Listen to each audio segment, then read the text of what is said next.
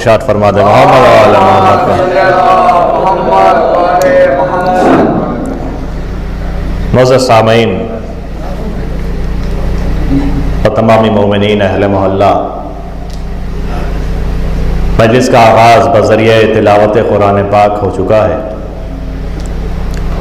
تلاوت قرآن صامت کے بعد اب تلاوت قرآن ناطق کا وقت آ گیا ہے،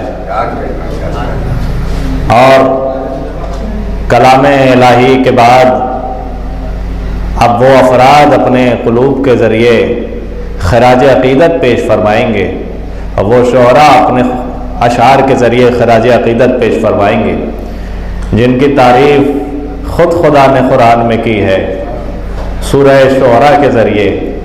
بڑی خوش قسمت ہے یہ شعراء کی انجمن کہ جسے خدا نے موضوع کلام بنایا ہے، مگر اس سے پہلے اس کی مذمت بھی فرمائی ہے ان شعراء کی کہ جو خیالات کی وادیوں میں گم رہتے ہیں، اور کہا گیا ہے، تاکید کی گئی ہے قرآن میں کہ شعراء کی پیروی نہ کرنا، اس لیے کہ یہ جو کہتے ہیں وہ کرتے نہیں ہیں۔ تو مگر آگے جا کے کچھ شعراء کی تعریف بھی کی گئی ہے کہ وہ کہ جو مظلوموں کی حمایت میں اشعار کہتے ہیں۔ تو یہ مظلوموں کی حمایت میں اس کی تشریح کرنے آپ جائیے تو کائنات کا سب سے بڑا مظلوم اگر آپ کو کوئی دکھے گا تو وہ مولائے کائنات علی ابن ابی طالب دکھیں گے۔ اور شاعری کی دنیا میں آپ اپنی نظر دوڑائیں گے تو جتنے اشعار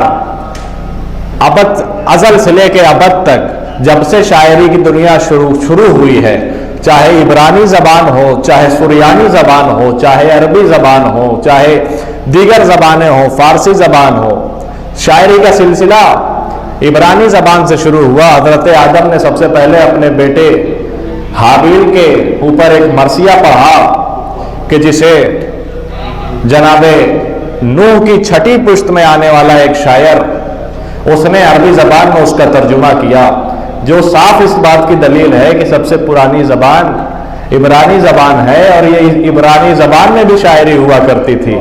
مطلب شاعری کی عمر نثر سے بھی زیادہ پرانی ہے۔ بہرحال حسب دستور سلسلے وار گفتگو کو آگے بڑھانا ہے۔ اب چند شعراء کرام ہماری فہرست میں ہیں، انشاءاللہ وہ منظوم خراج عقیدت پیش فرمائیں گے اور آپ حضرات محظوظ بھی ہوں گے۔ ایک مطلع اور ایک شعر ملاحظہ کیجئے گا۔ شاعر تھے، مقرر تھے نبی سے پہلے، شاعر تھے محترم سرور نواب سرور لکھنوی، شاعر تھے، مقرر تھے نبی سے پہلے، تھیں اور زبانیں عربی سے پہلے۔ شاعر تھے، مقرر تھے نبی سے پہلے، تھیں اور زبانیں عربی سے پہلے۔ لگتا ہے یہی نہج بلاغہ پڑھ کر بولا ہی نہیں کوئی علی سے پہلے، بولا ہی نہیں کوئی علی سے پہلے۔ اب ایک مطلع ایک شعر اور سنیے، جب علی کے بولنے کی بات آ گئی ہے، ملاحظہ کیجئے گا مرحوم ریحان اعظمی صاحب خدا درجات بلند فرمائے، آپ حضرات ان کی درجات کی بلندی کے لیے ایک صلوات ارشاد فرما دیں۔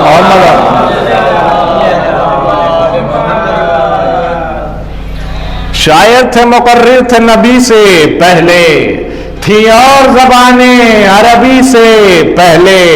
لگتا ہے یہی نہج بلاغہ پڑھ کر بولا ہی نہیں کوئی علی سے پہلے۔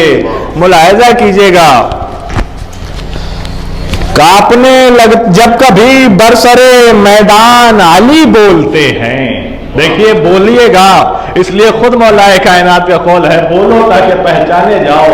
داد و تحسین سے نوازتے ہیں آپ تو ایک سبحان اللہ کی آواز جنت میں آپ کے نام کا ایک درخت لگا دیتی ہے، اور آواز ہمیشہ فضاؤں میں محسوس رہتی ہیں۔ یہ سائنس بھی اس کی تائید کرتی ہے، اور اسی وجہ سے غدیر کی آواز آج تک ہر طرف پھیلی ہوئی ہے۔ میں گفتگو کو سمیٹ رہا ہوں، مگر پھر بھی یہ تحمیدی گفتگو اس لیے ضروری ہے کہ جو افراد ابھی باہر ہیں اور انتظار کر رہے ہیں کہ شعراء آ جائیں تو آئیں، تو میں ان کے لیے تمہیدی گفتگو کر رہا ہوں۔ جب کبھی برسر میدان علی بولتے ہیں، کانپنے لگتے ہیں طوفان علی بولتے ہیں۔ بارہا اپنے صحابہ سے محمد نے کہا ارے رکھو جزدان میں قرآن علی بولتے ہیں، رکھو جزدان میں قرآن علی بولتے ہیں، وہی علی کے جو اسد اللہ ہے۔ اسی لیے میں گزارش گزار ہوں سوئی اسد اللہ سے عشق کرنے والا محترم جناب اسد جعفری صاحب تشریف لائیں، آپ